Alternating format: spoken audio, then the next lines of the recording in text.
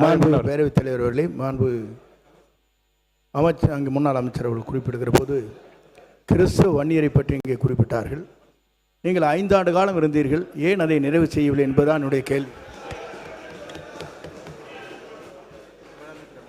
மாண்பு வேளாண் துறை அமைச்சர் அவர்கள்.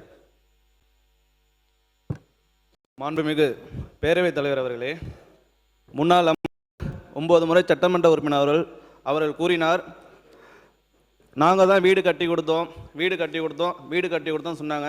வீடு கட்டி கொடுத்தீங்க, ஆனால் அந்த வீட்டோட தரத்தை எப்படி இருக்குன்னு கொஞ்சம் போய் பாருங்கள். ஒவ்வொரு வீட்லேயும் பார்த்தீங்கன்னா அங்கங்கே உடஞ்சி தொங்குது, கம்பி தெரியுது. இதில் பார்த்தீங்கன்னா அதுக்கு மறுசீரமைப்புன்னு சொல்லி 50,000லேருந்து 55,000 சொல்கிறீங்க. ஆனால் பார்த்தீங்கன்னா 2 கிலோ சிமெண்ட்டை பூசி விட்டு ஒரு வெள்ளை சின்னாம்பு அடிச்சுட்டு மறுசீரமைப்புன்னு பண்ணியிருக்காங்க. இதை கொஞ்சம் ஆய்வு செஞ்சீங்க.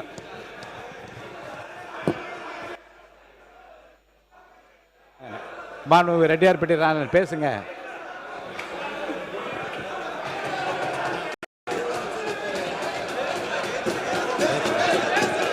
வாரிக்கரையிலே மண்டபம் ஒன்றை வளர்ந்து நாரியர்கள் கூடி நாடங்க வாசமிட்டு ஒரு குடைக்குள் ஆழ்வாய் உன்காலம் என் மகனே ஐயா வைகலத்திரட்டினுடைய ஒருத்தர் மட்டும் வரிகளை இந்த நாட்டிற்கு சொல்லி மாண்பு உறுப்பினர் உட்காருங்க. யாராவது ஒருத்தர் உட்காருங்க. மாண்புமிகு மாண்பு உறுப்பினர் கே என் நேரு அவர் பேசுறாரு. மாண்பு உறுப்பினர் கே என் நேரு உட்காரு. மற்றவங்களாம் உட்காருங்க. மற்றவங்களாம் உட்காருங்க. மாண்பு பேரவைத் தலைவர் அவர்களே, மற்றவங்களாம் உட்காருங்க. மாண்பு பேரவைத் தலைவர் அவர்களே, மாண்புமிகு வேளாண் துறை அமைச்சர் சொன்னார், கடந்த காலத்தில் கட்டப்பட்ட வீடுகளெல்லாம் பழுதுபட்டு இருக்கிறது, அது உங்களால் சரியாக பழுதுவாக்கவில்லை என்றெல்லாம் சொன்னார்கள். உங்களுக்கு தெரியும், 1986ஆம் ஆண்டிலிருந்து இந்திரா காந்தி அவர்களுடைய காலத்திலிருந்து அந்த வீடு 13,000 ரூபாயில் அமைக்கப்பட்டது. அப்போல்லாம் நாங்கள் சேர்மன், அவரும் சேர்மன், அவர் அந்த ஊர் சேர்மன், நான் புள்ளம்பாடி சேர்மன். 13,000 ஆரம்பிக்கப்பட்டு 3 லட்சம் ரூபாய் வரை நேரடியாக அரசாங்கமும் கான்ட்ராக்டுக்காரங்களோ கட்டுறதில்லை. அது இந்த பயனாளி பெருமக்களே கட்டுவது. அதுதானே தவிர பயனாளிகள் ஒவ்வொருவர் கூடுதலாக காசு பணத்தை போட்டு கட்டுகிறார்கள், ஒருவர் பணம் என்றால் இருக்கிறதை வைத்து கட்டுகிறார்கள். அதற்கு தான் பிறகு முதல் தலைவர் தளபதி இருக்கிற போதும் சரி, கலைஞர் இருக்கும்போதும் சரி, ஏற்கனவே கட்டப்பட்ட சமத்துவபுர வீடுகள் எல்லாம் பழுது பார்ப்பதற்கென்று அதற்கென்று தனியாக நிதி ஒதுக்கி அரசு சார்பாக நிதி ஒதுக்கப்பட்டது. எனவே நீங்கள் கூட இப்போது 70,000 வீடுகள் 5 லட்சம் ரூபாய் செலவில் இந்த அரசு வழங்கி இருக்கிறது. இதை இன்றைக்கி ஏற்கனவே நம்முடைய அமைச்சர் அவர்கள் நேரடியாக சென்று பார்த்தார்கள். எல்லாம் பேஸ்மெண்ட் அளவில் இருக்கிறது என்றெல்லாம் சொல்லியிருக்கிறார்கள். அது பயனாளிகள் பெருமக்கள் அவர்களுடைய சௌகரியத்தை கட்டி கொண்டு வருகிறார்கள். நீங்களாவது நல்ல முறையில் அந்த 5 லட்சத்தில் கட்டியிருக்கிறீங்க. நாளைக்கு உங்களை பார்த்து நீங்கள் கட்டினது சரியில்லைன்னு சொல்லாத அளவுக்கு நீங்கள் பார்த்துக்குங்க. அவ்வளோதான் சார்.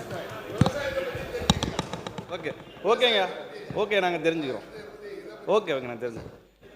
மாண்புமிகு பேரவைத் தலைவர்களே, கடந்த 5 ஆண்டு காலத்தில் கட்டி கொடுத்த வந்து நிறைய இடத்துல இடிஞ்சு தொங்குது. அதை அந்த மக்கள்கிட்ட கேட்டால் தெரியும். ஆனால் நமது முதலமைச்சர் ஆட்சியில் கொடுக்கிற வீடு இன்னொரு 50 ஆண்டுகளுக்கு ரொம்ப தரமா இருக்குன்றதை தெரிவித்துக் கொள்கிறேன். மாண்பு உறுப்பினர் உட்காரு. மாண்பு நீர்வளத்துறை அமைச்சர் அவர்கள். அப்புறம் தரேன், நீங்க அடுத்து உட்காருங்க. மூத்த உறுப்பினர் சொன்னார், நீங்களாவது ஒழுங்காக கட்டுங்க, நாங்கள் குறை சொல்லக்கூடாது அப்படின்னாரு. நாங்கள் எது செஞ்சாலும் சரியாக தான் நாங்கள் செய்வோம். நீங்கள் ஐயோலாம் என்னாதீங்க. நீங்கள் நல்லா தெரிஞ்சுங்க. நீங்கள் ஒன்று நல்லா தெரிஞ்சுங்க உறுப்பினர்லாம், நீங்கள் கொஞ்சம் நல்லாவே தெரிஞ்சுங்க. இனி நீங்கள் கண்டா கூட இனிமேல் பட்டு நீங்கள் ஆட்சிக்கு வர முடியாது என்பதை தெளிவாக சொல்லிக்கிறோம். புரியுதுங்களா? நீங்கள் இல்லை நீங்கள் இப்போ அவர் மாண்பு உறுப்பினர் அவருக்கு என்ன சொன்னார், நீங்களாவது குறை சொல்லாத அளவுக்கு கட்டுங்கன்னு சொன்னார். அதை நாங்கள் சொல்கிறோம். கண்டிப்பாக நாங்கள் தரமானதாக தான் கட்டுவோம். அதுக்கு தான் இந்த 5 லட்சம் ரூபாய். இதுங்க கலைக்கு தான் நாங்கள் போய் பார்த்துட்டு தான் சொல்கிறேன். மாண்பு நிறுவனத்தில் புரியுதுங்களா? சொல்லிட்டேங்க, உங்களுக்கு வாய்ப்பு தானே அவர் இருங்க. நான் தான் உங்களுக்கு சொல்லிட்டேன், நாங்கள் அரசியல்வாதி அல்ல, நாங்கள் மக்களுக்கு செய்ய வந்திருக்கிறோம். நீங்க புரிஞ்சுக்கிங்க. இதை நீங்க சபையில் நீங்க பேசும்போது நீங்க அது எப்படி பேசணுன்றதெல்லாம் உங்களுக்கு தெரியும்.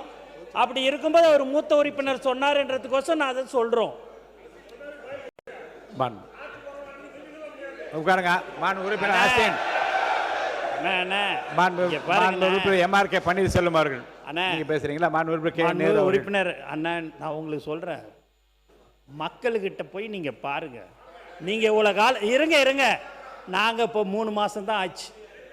நாங்க போற இடம்லாம் என் அண்ணனை பார்த்துக்கோ, என் பிள்ளைய பார்த்துக்கோ, என் தம்பியை பார்த்துக்கோ அப்படின்றாங்க. ஏன் இதெல்லாம் நாங்கள் சொல்கிறோம் அப்படின்னா, நாங்கள் உண்மையாக சொல்கிறோன்னே, யாரும் தவறு செய்ய மாட்டோம். திரும்ப திரும்ப இதை சொல்லிச்சுக்கிறோம். புரியுதுங்களா? அதனால் நீங்கள் உங்கள் இஷ்டத்துக்கு நீங்கள் ஏதாவது பேசணுன்னுட்டு பேசாதீங்க. இல்லை, நான் அதை அனுமதிக்க மாட்டேன். மாண்புமிகு கே என் நேரு அவர்கள். மாண்புமிகு அமைச்சர் அவர்களுக்கு பதில் சொல்வதாக தயவுசெய்து எடுத்துக்கொள்ளாதீர்கள். ஏற்கனவே பயனாளி பெருமக்கள் தான் அந்த வீட்டை கட்டுகிறார்கள். கான்ட்ராக்ட்காரர்களோ அல்லது நாங்களோ அரசு அதிகாரிகள் மேற்பார்வையிடுவது மட்டும்தான் அரசு அதிகாரிகள். அமைச்சர்களும் சென்று நீங்கள் எப்படி பார்த்து விட்டு வருகிறீர்களோ அதே மாதிரி தான் அமைச்சர்கள் பார்த்து விட்டு வருகிறார்கள். எனவே தான் நான் சொன்னது, எங்களுடைய காலத்தில் அது சரியாக இருந்தது.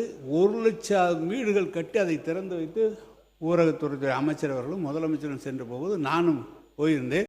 அனைத்து வீடுகளுமே இன்றைக்கு எல்லா இடத்துலையும் ஒரு அதிமுக காலத்தில் கட்டப்பட்ட வீடுகள், ஜெயலலிதா அவர்களுடைய முதலமைச்சர் ஜெயலலிதாவுடைய படம் இருக்கிறது.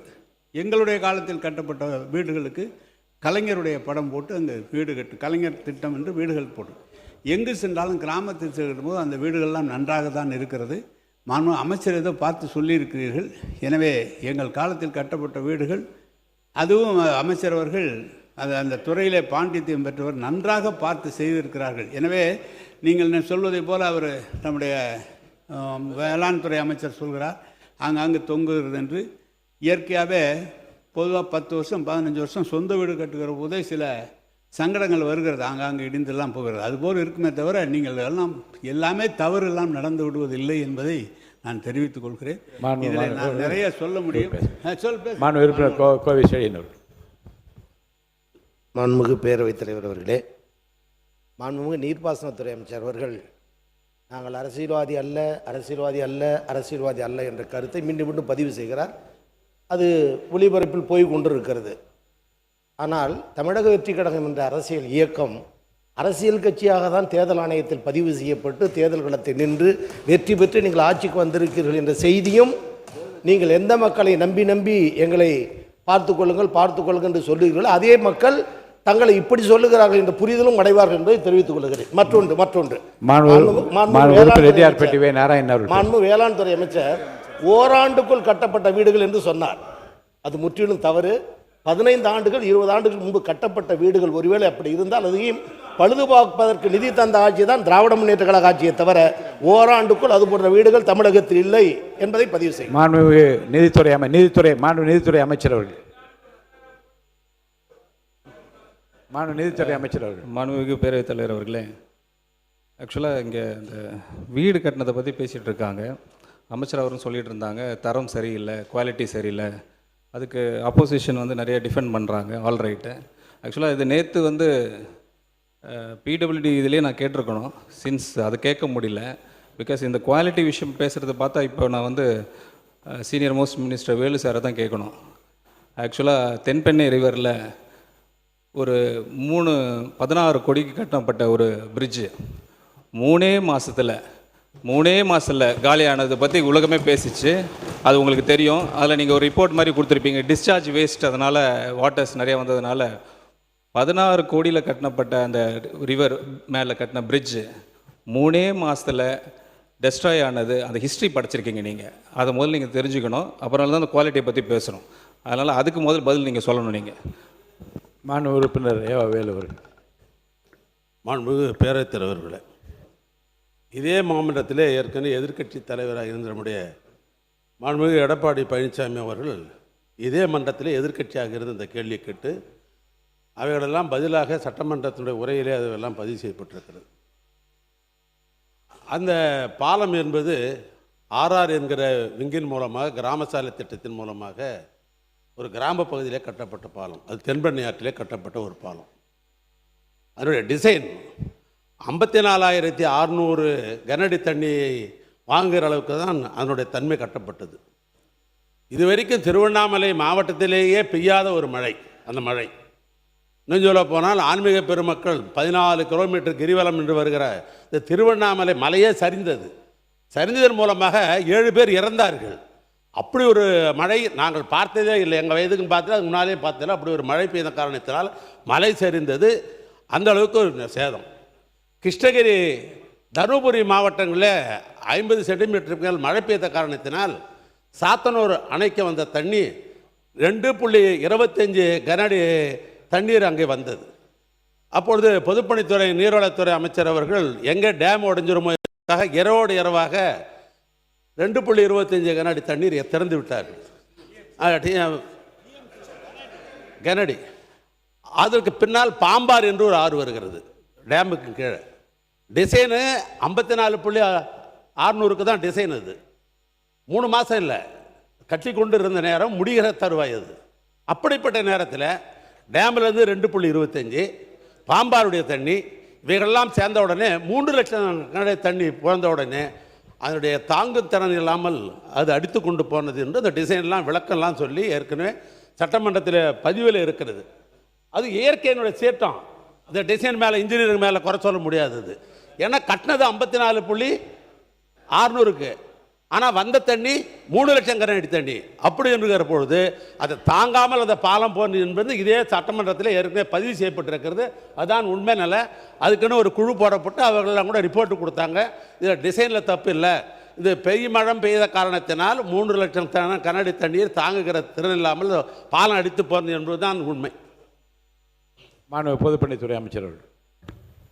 மாண்புமிகு பேரவைத் தலைவர்களே, இப்போதான் முதலமைச்சர் சொன்னார், நேற்றிலிருந்து ஒரு விவாதம் அந்தந்த மானிய துறை கோரிக்கை வரும்பொழுது நம்மளுடைய பேச்சுகள் விவாதங்கள் அந்த துறையை தாண்டி நிறைய விவாதம் பொழுது சாயங்காலம் 5 மணி 5:30 மணி வரைக்கும் நம்மளுடைய விவாதம் கண்டினியூ ஆகுது.